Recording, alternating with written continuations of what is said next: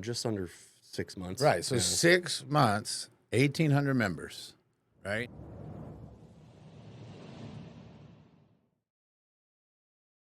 Welcome back to Podcast on Wheels with your host, Brian Smith. And today in studio, we've got a very special treat for you guys. I got to meet this guy through an exceptional marketing thing that I saw on Facebook. And then I get to meet him, and it's like, oh, that's what he does. But he stands out from the crowd. He's got his own business. He runs companies. He has systems for a lot of things. Guys, he's a wealth of knowledge. His company, South Broad, is growing. He's got clients worldwide, right? I mean, you've got people everywhere. So, Kyle, welcome to the studio. Thanks for having me. I've been looking forward to it. Awesome, brother. So, I find Kyle on a new networking group, and the reason it stood out to me is, a lot of people that we talk to, as soon as we find networking group meeting, the first thing they ask for is our credit card number. And they want us to join. And I'm like, okay, well, what do we get from it? Well, you get to talk to people. Well, I talk to people all the time. So what do we really get from it? Kyle, you had a different approach. That's what stood out to me. So tell us a little bit about that. Well, I've been doing networking for a long time. I came from Chattanooga the last 6 months. We've been living in Madison for 7 months now. There's a lot of different concepts out there for networking groups. They're usually pay to play, such as BNI, other platforms that will make you pay a couple $100 just to say your business name. But yeah, the concept came out of that. A lot of people that I know created a group in Chattanooga that was going to be forever free marketing and networking. So when we moved here, I had zero professional connections. My wife's family is from here, so I'm looking to build professional connections, and said, let's just start the same thing. I reached out to Christy Powell, who owns the group in Chattanooga, and said, hey, can I duplicate? And she said, by all means, go for it. So she's a big supporter. She's helped me kind of build that out and scale it out and give me some pointers on how to run it. I've never had a networking group, but I know how I want to be treated in one. So that's the recipe for success. So we've got that group, and we're at 1,800 members, which is probably half business and half consumers. We have, 15 posts a day of people looking for things and then telling about their businesses. So I think it's going well. We've had 3 events. We're probably having our 4th in March now. So we're planning it. And how long has this group been in existence? Just under 6 months. Right. So 6 months, 1,800 members, right? And we were represented at the last event you had, and 20 plus people showing up. We had 27 ticketed members and then about 8 walk-ins, which is pretty sweet. Right. And the setup when you come to your networking event, people just walk around and stare at each other, right? I mean, that's what they do. Or do you engage with people? Because I know the story I got was, the Courtney and Anna represented us there at the event that night because I'd already had a thing planned with the boys. But they said that as soon as they walked in, they felt welcome. Yeah. And everybody introduced everybody. You made everybody feel welcome. You had the lady there with the mock. You had things going on. There was excitement. There was fun. Right. So how did you build that environment? What experiences do you have to know how to do that? We really just based it off of good people and good networking. I was going to another Broken Egg Cafe just to kind of get some food and, pull the laptop out when I'm working, and met an awesome bartender there. And her name's Jerry, and she's got a mobile bartending solution that she started up. And I said, hey, you need to be the next person that's at our event. I think she sold 10 tickets for us, just for the event. So, she had her group of people that were inviting people. I had, our core group that was already in the networking space, and we already kind of knew each other. Mm-hmm. So when you guys came in, if someone that we thought would benefit from a podcast, which is pretty much everyone, sure, we said, well, make sure you meet them, and walk you over and make sure you shake hands. Yeah. So, and then in my goal with any networking event under 100 people is to make sure you shake everyone's hand, no matter who they are. I don't care if it's an insurance salesman, you know, a glass recycler, Right. a dog poop scooper. I don't care. Right. I don't if I don't have a dog, I'm still gonna say hello. Right. You know, you never know how they're gonna benefit you one day down the road. And that's the relationship part that I could see from the first time that you scheduled and was able to come over. I know we met pretty soon after we found each other there with the Facebook. And guys, most of you guys know my history in baseball. And so I meet this guy and he's played college baseball. He's enjoys the game. We talked baseball, I think, for the first 30 minutes. But as I got to understand more about what your goal is in life and you have businesses. So faith, family, fitness, and finance is what we focus on here on the show, right? This guy kind of hits it all. So faith and another piece, kind of I call them the 4 F's, right? But it's like there's multiple pieces that have influenced your last few moves. So tell us about how that faith and the church you found and just how you've been blessed since you've been here. Well, that's a big story. We can recap it for sure. I mean, I met my wife 7 years ago, 8 years ago now in Chattanooga. We were living in the same neighborhood. She moved down the street. And, the first time I met her, I had to pursue her. And she's definitely one of the reasons why my faith is so strong today. I met her and she's going to a great church in Chattanooga called New City Fellowship. And, everything about her and what she was doing there and just kind of had me in awe. And I was like, hey, let me beg you to like me. And I ended up doing that and we ended up getting married. And, one good thing about that is, all of our families got along. Her family's great. They live here in Madison. My family's also great. And they live in Naples, Florida. But, everyone's got, the same religious views. They have very similar political views that we won't really open up into. Right. But everyone just gets along, and we have the same views. And, Brittany and I got married, and we stayed in Chattanooga. We had a tight-knit community, and we essentially kept visiting her family here in Madison, once a month. And we kept joking about, living at their parents' house. They had a, 93-year-old grandmother at the time that was, her health was degrading.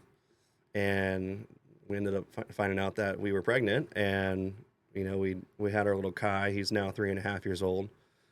And, about a year ago, we made the decision to move out to Madison and keep our home in Chattanooga and rent it. And financially fast track our situation, hopefully 10 years forward, getting rid of student debts and paying off vehicles and just, fast tracking, building businesses and just setting ourselves up for success so we can help do the same for our son, 10 years down the road when he wants to go to college. Yeah, absolutely. Absolutely. And that's a cool story in of itself. And like you said, there's so many things that you could unpack there. So you just hit like the faith, the family, the finances to, the term we use sometimes is time collapse, fast forward, how can we get to where we want to go? And to hear you say that, for your son, for your situation, you're making steps in that direction now. But what are some of the things, because we like to be real on this show. We like to tell the good, the bad, and how this went. So when you got into marketing, and this is a question that everybody has, like, hey, I have this business. What do I need to do? And they hear you're in marketing. I bet you get a lot of awesome questions, I'll say. But what are some basic things that you hear repeated that you help people with that maybe this turns into a customer? I know you're pretty full as far as clients go. But, if somebody needed something or something, like, what are your typical conversations there? I'm intrigued. I mean, the typical conversations are you a service-based business? Are you going to have a storefront? And are you planning on selling online? And, the follow-up question is, who are your competitors and what are you going to do to be different, to stand out? Because more than likely you're not the first in that industry to come up with the idea. And if you think you are, you haven't been on Google. There's not a lot of unique services out there. I think mobile podcasting is still unique, and a lot of people are starting to do it. I think that you guys have a unique concept, so that's I want to be here to support you guys. But the majority of the conversations come back to me either helping someone build a website and making sure their Google presence is great through Google My Business, and then connecting the right social media platforms. Because not everyone needs Facebook for their business, and not everyone needs TikTok. Mostly Instagram these days for to kind of show off what you're doing. But a lot of times it'll just boil down to someone already has a website. They've tried to build something on Wix or Squarespace or Shopify, but I can come in and either refine what they've done or build it from scratch really quick because I've got the skill set with cameras and video editing and creative logo design, and just having the ability to stop and listen to the product professionals and recap what they need into a tiny box and then get it done quick. And would you say that's a gift of yours? Would you say that that's something you've always been kind of good at, like when you were in school or different things? Like, tell us how because I know, and here's the reason I asked the question, and just to make you guys aware, I know how you communicate. It's very effective. It's very efficient. It's on point.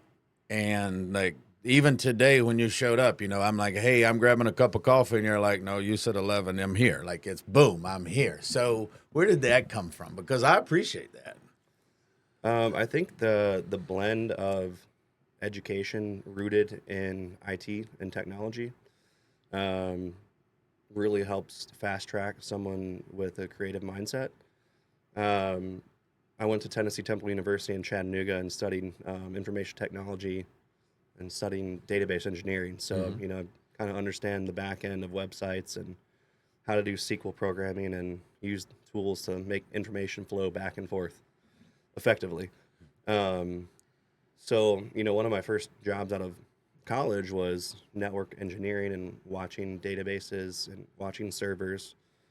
And then my next job was working at an awesome company in Chattanooga that's still in existence called EPB, Electric Power Board. They provide power and fiber optics in the home. First in the world to ever do that. So fiber optics to every home and fiber optics to every business. The reason I know this so well is because I love technology. I was in their call center doing tech support. I can program your remote control blindfolded, which is a sad but funny fact. And I still remember how to do it. It's sad, but I can do that kind of stuff in my sleep. But I started working on their Chattanooga Sunday market team, and I was there, was becoming a face of the company, helping with their grassroots marketing efforts. And I was like, I love marketing, and I'm doing a good job at figuring this out. So I went to their internal team and said, bring me to the marketing team. I want to do this. And they said, well, you don't have any marketing experience. I said, well, how do I do that? What should I do? Right. I said, well, you're going to have to go somewhere else and get it and come back. So I said, all right, well, I did that. I'll do that. So I went and started a restaurant with guys that I used to work with in the restaurant business. Wow. Okay. Stir Chattanooga. I was their sales and marketing director, also catering director. Did a lot of serving for them and built professional relationships there. Kind of fast tracking where I'm at today. Yeah. Met a bunch of guys that I took care of from the Rebin TV and the Rebin TV network and in the automotive space. And essentially the guy owned an agency and he said, come work for me. So I became an account manager and got to onboard a lot of different people. Met a lot of great people that helped me develop who I am today. And yeah, we bounced around a little bit. Got to get my feet wet in the aftermarket automotive agency world, and parted ways there. Went to work for a flooring company. Became their marketing manager with my best friend, who was the CEO at the time, and then parted ways there after 6 months. Took a dream job at Coker Tire in Chattanooga as the assistant to the president there. Mm-hmm. Got to work a lot with agency relationships, helping their brands, also looking at the acquisitions process because they were a front runner company to help buy other automotive brands for their conglomerate, and then got let go, like unexpectedly. Got a cool severance package. Our little man was on the way. 3 months out, I went through all my contacts, started my own business, and it's kind of been cake from there.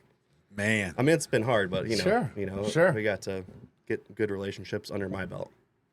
well, there was some common themes that I hear, but as you tell that story, man, it's like I'm just sitting here putting dots together, going, okay, God opened that door, and then He moved you onto this door, and then we opened this door, and then this experience presented that opportunity, presented this desire, presented, and then you meet this, your beautiful wife and your companion and the person who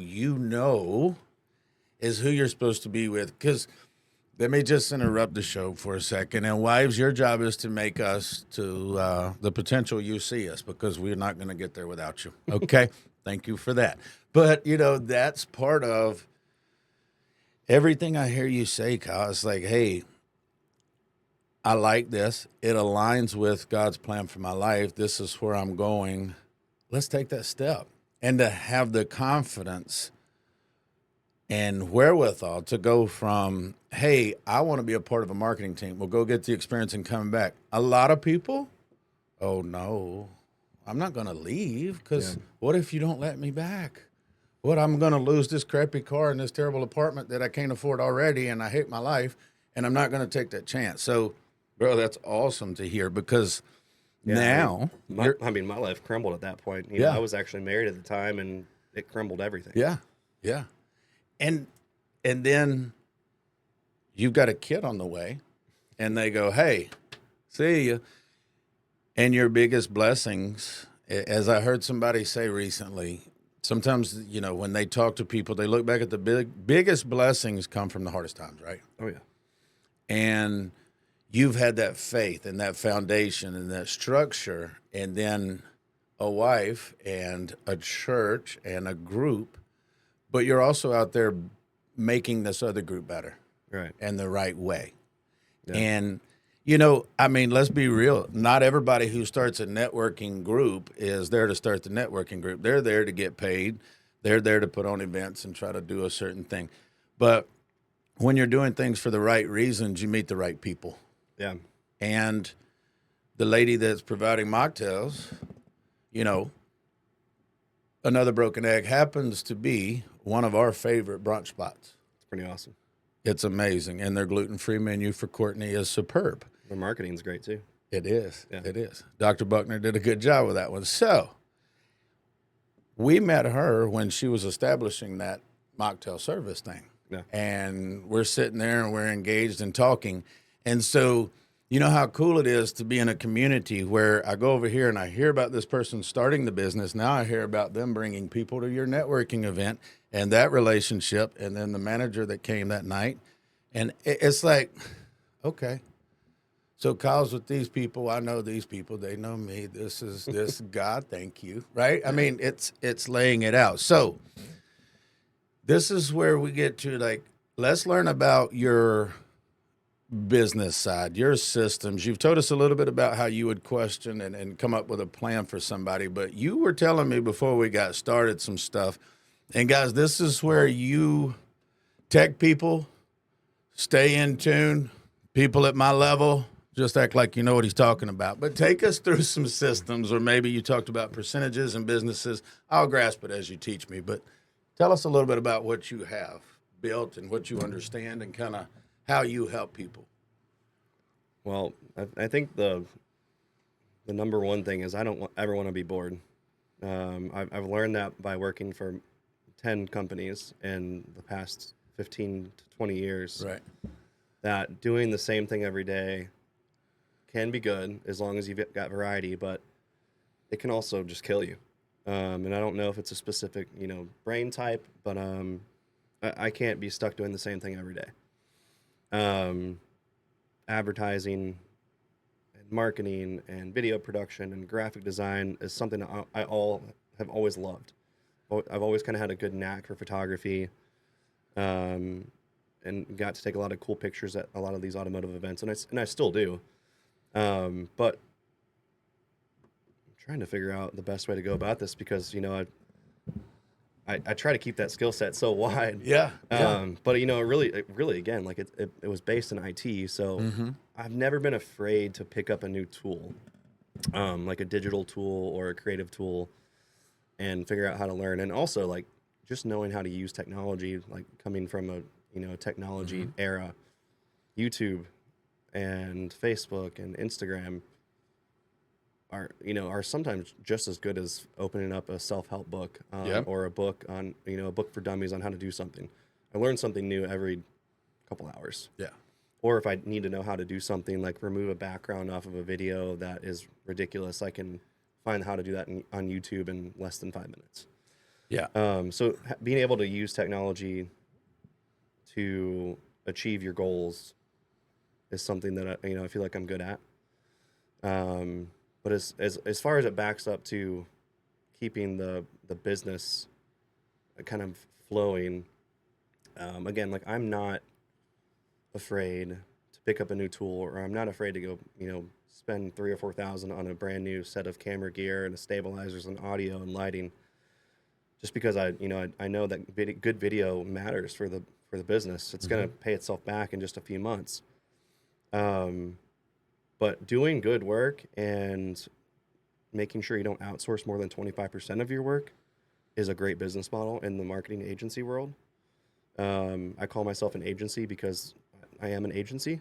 Sometimes I'll have a retainer-based employee underneath me, or I'll just have an assistant sometimes to help with certain projects. But that doesn't, their pay is not more than 25% of the gross revenue coming in. And I think that's a great model. It is. And, some things that I guess I'll simplify it for you guys, because, again, he's at a different level. It's okay, because I love smart people. And the way that you understand things is my point here. It all makes sense to you. You can look at the YouTube video for 5 minutes and go, oh, yeah, A plus B does equal C. And I look at it and go, what was that in the background that just fell off the table? And it's like, okay, well, but you also have the skill set that you told me about, that when you go and you can represent multiple businesses, multiple things, for example, like this trip to Vegas where you could represent multiple things, multiple brands, and be clear and concise because everything makes sense to you. Yeah. And that's a skill set, brother, in of itself. That's an ability that not many people have. Well, I think, going back to having the ability to stop and listen to the product professionals is huge. If you're not taking notes when someone's talking, either mentally or on paper, what are you doing? Some of the best conversations, have come from me and my buddy Ian, who owns Boostain, Octane Booster company that I rep. I've been repping for them for 6 years now. Okay. Some of the best conversations we're driving across the country. We start talking about, gasoline and like how it works, and we'll take notes for the next blog articles and how to answer the questions that are coming in from the customers every day. We're taking notes, and like we've made months of progress in just a few hours of talking. Just stopping and listening and taking notes and just doing good work with your buddies. And usually, most of the people I'm working with are my friends. Yeah. Tyler with Infinity Flooring, he's best friend I played baseball with in college at Tennessee Temple. Awesome. Ian with Boostain, I've been working with him for 8 years now.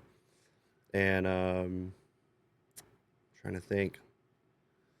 And then another guy, Dan, I was introduced from him. He does flooring manufacturing too, and we just kicked, and we've almost got this like funny father-son relationship, and like it's just cool. Like Yeah. when you work with people you like, you call them family. Yeah.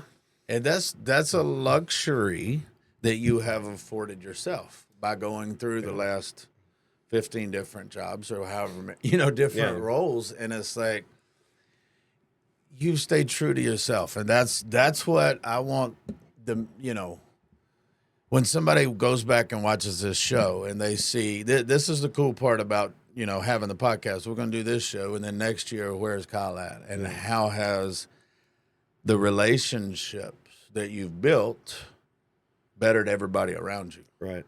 Because I've tried to catch you to say, I want, I need, I don't really hear that from you. I don't hear a selfish attitude. Have you ever been selfish? I mean, everyone's selfish in some regard, Yeah. Well, if something comes across your plate that's just, amazing that you need, like, I would love to take first pick at it. Yeah. But, creating this networking group was not for a need for me to get business. I was already full capacity. Right. But I did want to find clients in Huntsville, but the right ones. And immediately some of the right people stepped up to the plate that aren't even clients. And again, I'm not looking for clients right now. That came up to the plate that are great connectors. And, having yourself around good connectors is another thing. I'm not out here trying to find, a 15-second reel job, an Instagram reel that I can go charge someone $350 for and be like, yes. Right. I did 20 of those this month. Right. If I was looking for that, I'd be marketing that right now. You wouldn't be in here because you wouldn't want your face seen because you're just gouging people for dollars that's not going to convert into anything. Yeah. I mean, we can I'll talk say about it. that. That's a good price. But I'll say it. But it's like, I mean, we're not, I don't know. You have the ability to see all that and understand that. That's one thing that I see with a lot of people. They don't understand the value. Because when I talk to people, I had this conversation with a guy yesterday, and I got, one of my mentors, I sent him, hey, I'm struggling with this. And he sent back, what would you say if it was an insurance agent telling you that? And I went, oh, I would say this. And I went, oh, shucks. Oh, that's what I should be telling myself, right? But you have that ability to coach people, to help people, and show them the way. But when you add value there, how would somebody know what that should cost for marketing your business? Like if I go to an event and they say, we're giving away, you get one free reel, it's a $300 value.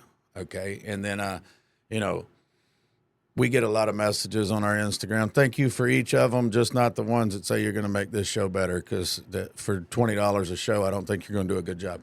But, it's like, where do I siphon through all of that stuff? Can you help me there? Yeah, I mean, every different industry has a different value that they can put on different buckets of marketing, email marketing, social media content, podcasting, video podcasting.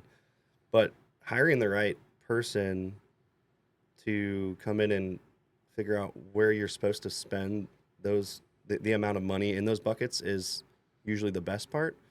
And a lot of times, companies that I go and work for, even on a short-term basis, already have that person. But they are stuck in that industry, and they're not really doing anything outside of the industry to see what else is going on. So hiring a consultant like me to come in and help give an outside perspective, either on just like a one-time basis or like a 3-month basis, is a smart move. You don't have to do a 1-year commitment. It can be month to month, or it can just be a one-time fee of, hey, I want to come in and do an audit of what you guys are doing. And that right there should, there's no exact number. Sure. It just depends on what the company can afford. Right. And I don't want to make, I don't want to come in and just throw a number at them. I just want to see what they can afford. If it's my yearly goal, then let's go. I'm not, again, I'm not here to price gouge. Yeah. Yeah. I'm here to support my family and build my business. Yeah. Well, we sometimes hear influencers on Instagram say they spend $20,000, $50,000 a month on one channel. Okay. That is spent, right? I mean, some people, if it's a return on investment, right, Right. the value. And so, see, you're teaching me as I'm listening here. So these companies already have that person in there, the budget. They're going to invest this, and this into this outlet, if you will. And then you can come in and tell them, okay, well, this may be a better option here because you're not in the picture frame of that business. You're out here as a consultant going, I see all these different things working. This is where you're struggling. Right.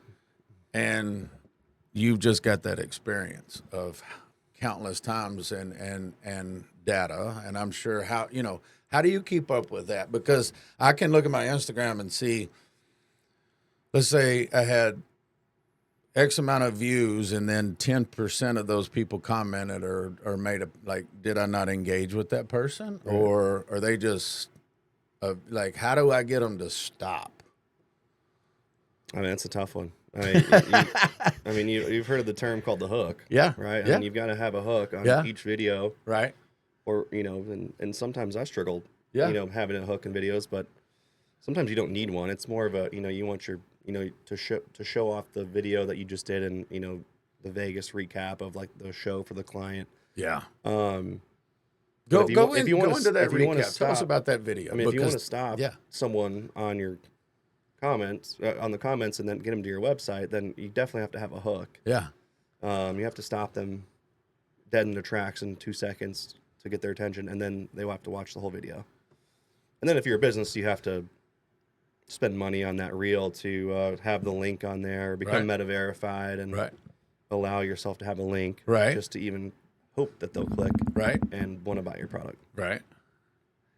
And that's something that I've been through with the different businesses. And when I first got into, say, a Facebook ad, when I had a truck business, we did a Facebook ad, and I was able to go in and adjust the demographic and this much money per day, and this would go out. And I started kind of understanding that probably 6-8 years ago. And now that we're in this world, it's a lot more complicated to me. It is. Advertising and SEO kind of go hand in hand.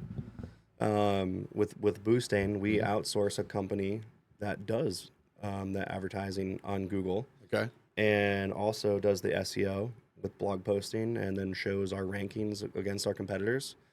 It's almost too much for one individual to do it unless you're a full-time employee. Mm-hmm. So it's outsourced sometimes with the company, and then we get to see the executive overview with the business partners, and we can make decisions effectively.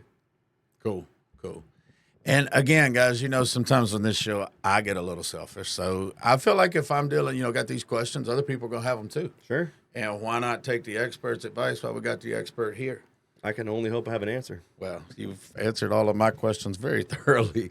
And I'm about to go back and watch this one again and get my notebook out and take notes like you recommended, as I should, because this is information that will not only make my business better, my family better, all of the above. As we're talking today, I know that I meet a handful of, let's say, college age that say they want to get into marketing or they would like to discover what that's about. Do you have something for them to follow? Could they come to your networking event in March and then just kind of say, hey, I want to come meet you here? Or like, how would somebody go about, or is your agency grows? This is what it's like, are you looking to develop more marketing agencies? Are you looking to get more people in this local area under you, because you don't outsource many, but yeah, I mean, it doesn't necessarily matter where they're at. Yeah. I don't have a client here in Huntsville or at all. Right. I have 2 clients in Chattanooga, one in Dalton, Georgia, one in Dallas, Fort Worth, and then one in Naples, Florida. So it doesn't matter where they are. Everyone has events. We can do advertising from afar. But my goal with my business is to just form strategic relationships. I don't need to have a certain. Yeah, I have my financial goals per month, right? But I don't need to grow excessively to where I can't handle. And the model that I have caps at 100 agency hours per month, and that's all anyone can handle.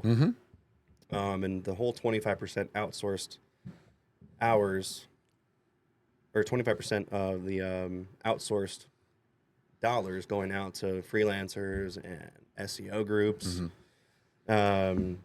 is part of that model. So that way, I don't drown and I don't do bad work for my clients. Yeah. So the goal with Huntsville and the networking group and my agency is to find strategic relationships that can help set me up for long-term success. I'm working with a cleaning company out of Chattanooga right now called Clean My Pad. I'm not even charging them $1, but I have equity in their company just for all of the advising on how to build an app. She's spending all of her money. We're about to be launching that and building some video on some of the how-tos for cleaners and for homeowners to connect on how to barter back and forth on an app on how to get cleaning done. So it's been a doozy. That one's been a doozy, but if it grows to where we think it's going to grow, we'll be looking at some significant income and an affordable use case for cleaners and homeowners to get what they need out of each other. So let me throw you an OO curveball right here. Have you got an exit strategy for that business, or is that a long-term baby of hers? It's a long-term for both of us. I think we both have the same idea. Okay. No one's ever going to say, no, I'll never sell it. Sure. If the right number came across, however many years down the road, Yeah, we're going to high-five each other and take a check. Well, in that seat right there, we had a guest last year that established a cleaning company based on they were an employee and then became the owner. And last summer sold it for $500,000. Nice. Here in town. And I was like, is that why you? She says, no, I needed a job. And worked my way up there. Now she's opening her second barbershop. So went from a food truck to now a full restaurant and is your age. And I'm looking at her going, wow, that's awesome. I'm not jealous or anything. I don't do that. Yeah. But no, I am. I am. And I'm jealous in a very positive way because as I've sat here and kind of tried to quiz you a little bit or maybe see, here's the thing that I appreciate about the way that you operate is not only did you know what percentage to outsource, you know how many hours you can handle, you know what you want to invest in. If you see an opportunity in a business, it's not about the upfront dollars. It's about the relationships and the opportunity. And, what is it? Is it, we could dive into a little bit of, is it your faith? How do you do that? Because I know there's a lot of entrepreneurs out there that have multiple streams of income that just cause confusion. And I've been in that boat. I've had my mentor call me and say, hey, you've got 4 different football teams going down the field, but you got to quarterback all of them. You can't just go over here and run the ball, and then try to Hail Mary those 3 because you're done. So how do you do that? Well, I think it's the best way to form a business relationship with someone, even if they're not your friend, is to have tough conversations. And you go back to, I don't call my business faith-based. I'm a man of faith. And with faith comes grace, like absolutely, right? So more importantly with friends, these conversations need to be had, but it needs to be had with someone you don't know that someone's like, hey, I really want to work with you up off the street, whatever it is. But the conversation that I like to have was, hey, if we're going to work together, and hey, buddy, you've been my long-term friend, or my friend introduced you to me, and we're in the same circles now. But if we're going to work together, we're not going to agree on everything. We're going to agree on more than we disagree. We're going to laugh together. We're going to cry together. Sometimes we're going to hate each other. So, are you willing to do this with me? So those conversations have to be had to be able to have an effective relationship with whoever you're going to work for. Yeah. And you can't do that on a corporate level. Right. If you're going to go work for a big company, sometimes that works for someone, and that's what they're going to do. But again, that's not necessarily for me anymore. In the past 10 years or in the past 5 years of my life. Yeah. At least. Well, again, I can relate to that definitely because, and you played baseball at a higher level, and I used to coach just a little bit. And it was, I think now, as I'm still stealing stuff from you, telling the truth in a kind way goes a lot farther than sometimes just blabbering out because you feel a certain way about something. So Yeah. the way that you engage in those, because I used to say when I was I mean, one of the things I had a conversation with a guy and I was like, I love conflict. I love when things get chaotic because you can look around and see how are they responding? What was their response? Did he react to that? Did he lose his, mind? And it's like, oh boy, well, what would happen if something really happened? Right. What would happen if, God forbid, something like life or death happened, Right. So to be able to maintain that, attitude of, okay, all right.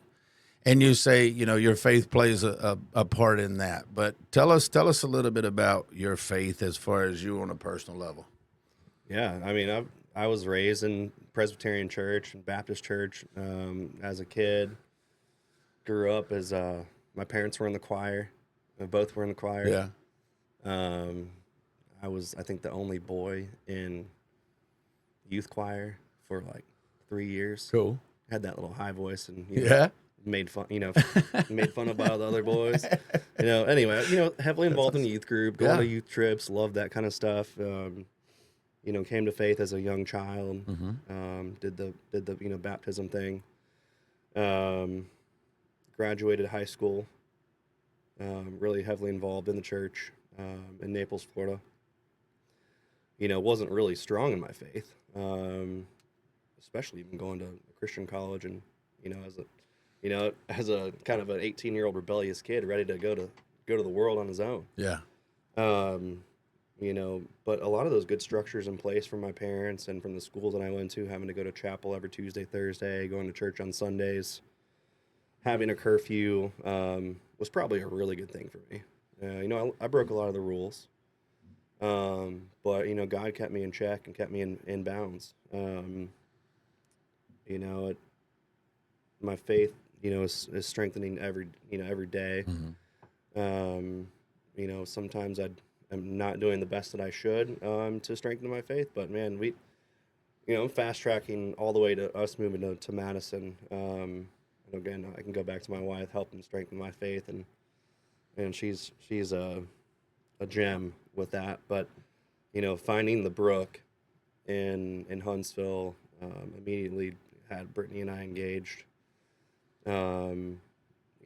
Every time the pastor and staff there is speaking, I gotta whip out my phone and take notes. Yeah. The Acts 29 model is insanely awesome. Book by book, chapter by chapter, verse by verse, and you don't miss a beat. And you go and break it down, and it makes you understand and makes you think about who you are in the world and why are you here. And I always think back to the existence of the universe, and my brain will sometimes, well, not sometimes, but all the time, go to that point of where you can't cross because we're human. And I'm like, how could you not believe? And it's just wild. Like just like a Christian by default, just understanding, reading the Bible and believing that Jesus is the sacrifice for us. And it's a big thing in my life, and I always need to be pursuing it better. But the brook here, man, we've just become members, and I'm in the process of giving my testimony to the leadership staff, and they're actually helping define my testimony so I can be better to tell my story. It's a little rough on the edges to be able to tell someone your testimony today in the world, especially with how not accepting the world is today of these kind of things. Well, here's something that you just helped a lot of people with that you don't know, because I hadn't told you, and I really haven't said this on air. Do you know how many guys reach out to me and say, "Hey, man, I wish I could grow my faith"? And I say, "Okay, well, do you have a men's group? Do you go to a church? Right. Oh, that's not for me." Okay, it is. It is for you guys. And he's sitting here as an example to say you're surrounding yourself. Yeah. And the chapel that you might have been forced to go to on Tuesdays and Thursdays or things like that, though, it matters. Yeah. It does, right? Yeah. I mean, it's a good, church government body, school government body, no matter where you go, the hierarchy of leadership is excellent. And, at most churches out there, like, you should be involved in a church. You should be involved in a D group or whatever your church calls it, or a missional community group. And you should be volunteering at your church and outside of the church with each other. Like, you should be doing that. We're sharpening each other. Absolutely. Absolutely. So I know that as we got started with the show today, again, you're on point. Where did we start again? It's been all over the place. It has. And that's why people, I think, are going to be attracted to you, because you watch this show and you see a real dude who is not ashamed of his testimony, who also said it's not easy to say. And it's not easy to say that. And there's been clips of me sitting over here. I forgot I said it sometimes, but I'll say, but men should reach out to other men, and they should have communication, and they should have that line, even if it's just somebody to call and complain to. At the same time, don't call me and complain, because I'll tell you what I think. And I call him. He's kind. He will tell you the truth with kindness. I'm working on that as a exhorter, is one of my spiritual gifts that I'm trying to develop, is to be more encouraging with the truth. So that's why I'm alluding to that a lot right now. Because if somebody wants to reach out to you, or you have something that you can share, if you want to look into that camera, just tell them a little bit, like, if they want to reach out to you for marketing, if they want to reach out to you for the networking group, and that was supposed to be the main idea of this show, but you're a lot more interesting than a group, but that is the group, that's the culture, and that's what the group's going to be. Yeah. Right. I mean, everything that you're putting into this group, and the people you're bringing around are like-minded and doing the right things. Yeah, and luckily, we're in the South, and we've got a lot of, I hate saying the word Bible Belt. We do have a lot of, deeply rooted Bible Belt individuals and a lot of like-minded individuals, but it's not just for them. It's for everyone that just wants to connect with good, like-minded people. Like, the group isn't, a Christian group. It's it's a group for anyone that wants to come in and join amazing networking that you don't have to pay for. But as far as, reaching out to me for, business services or anything like that, we'll drop the email and phone number.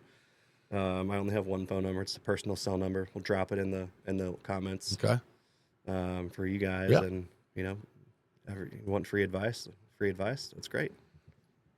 Yeah. Well, I tell you what, I've definitely benefited from all the advice I've gotten here today, because I've gotten to understand you better. The followers, the viewers are going to understand you better and know that this guy's now right here in the Madison area. He's involved in his church. He's involved in the community. He's making everybody around him better. Those are the type of people that we're looking to connect with, and we're going to do something together. Like we said before, we're not sure exactly what it's going to be yet, and it may be a Bible study, and it may be a business meeting. I don't know, and it's probably going to be a little bit of both if we're involved. Yeah. Well, just to add to, like, I definitely want to make people better, but I also want to make myself better with connections we make. So absolutely, the goal is not to just make other people better.